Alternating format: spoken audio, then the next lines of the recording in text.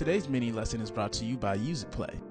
In this video, we'll be using the chorus of You Are Great by Juanita Bynum. So before we jump into different ideas and concepts, let's just quickly go over the chords we'll be using as our foundation.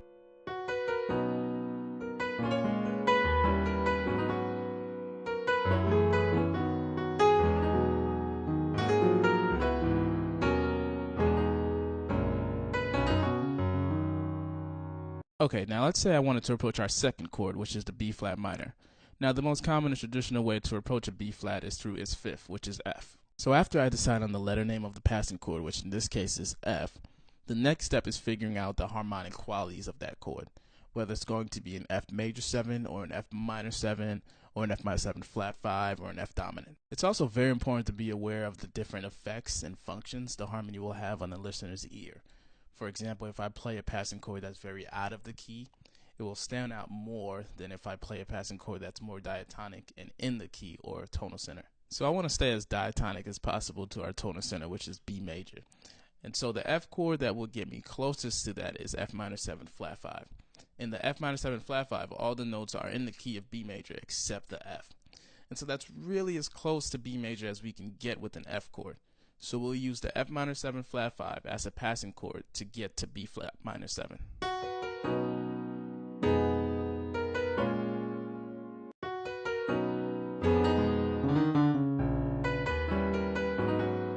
So what I did the second time when I changed the phrasing was I used one note from each chord as my target and connected them with a passing tone.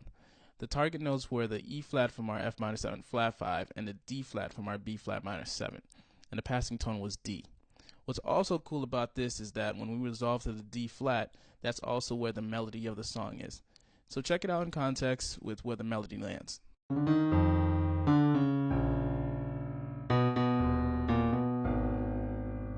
Let's take it one step further. We'll approach the F minor 7 flat 5 with its own passing chord.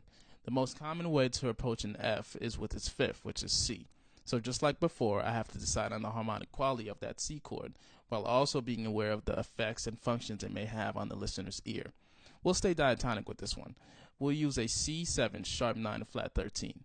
Notice all of the notes are in the key of B major except for C. We'll also use a rootless voicing for this chord.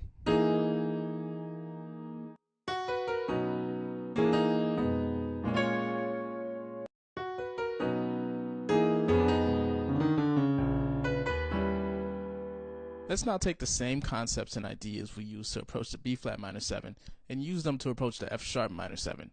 We'll also slowly get less diatonic and more out of the key as we go. We'll approach the F sharp minor 7 with its fifth, and we'll use a C sharp 7 sharp 9, and we'll add a flat 13 in there, which is that A natural, just to make it a little less diatonic. Also because I just like the way it sounds.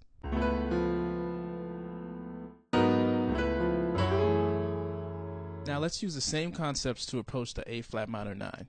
We'll use its fifth, which is E flat. Keep in mind we're still slowly getting less diatonic, so we'll use an E flat minor 11. That natural 9, which is F natural, kind of gives it that subtle out feel. We'll take it one step further and approach the E flat minor 11 with its fifth, which is B flat. We're still slowly getting less diatonic, so we'll alternate between a B flat minor 11 and a B flat 7 sus 4. We'll also use a few rootless variations of the B flat chord going to the E flat minor 11.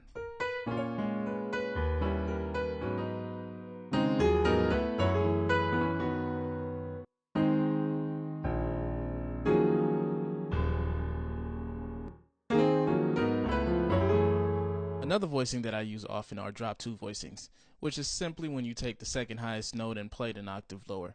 It's very important to learn your drop 2s in every inversion. Here's an example of an F minor 7 flat 5 drop 2 voicing.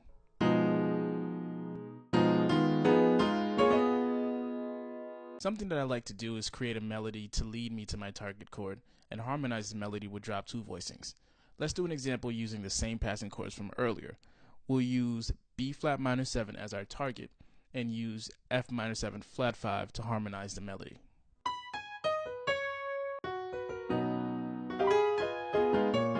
Let's create a second melody. This time we'll use E flat 7 as our target and harmonize the melody with a B flat minor 9 drop 2 voicing. Also note that our B flat chord is functioning as the fifth of E flat.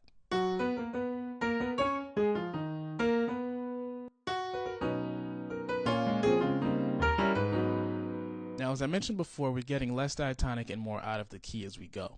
So this last example is a mixture of everything we've covered thus far: passing chords, drop 2 voicings, rootless, and more. In our earlier example of concepts and ideas towards approaching the F minor 7, we left off at B flat minor 11, going to E flat minor 11, going to A flat minor 9, going to C sharp 7, sharp 9 flat 13, and then going to our F sharp minor 7. In this example, we'll approach the B flat harmony with its fifth, which is F, and we'll approach the F with its fifth, which is C. So we'll go C triad, then we'll go F minor 9, drop 2, then we'll go B flat 7, flat 9, drop 2, and then we'll go E flat minor 7, and then we'll go E flat minor 11, rootless, then we'll go A flat minor 9, and then C sharp 7, sharp 9 flat 13, and finally our F sharp minor 9.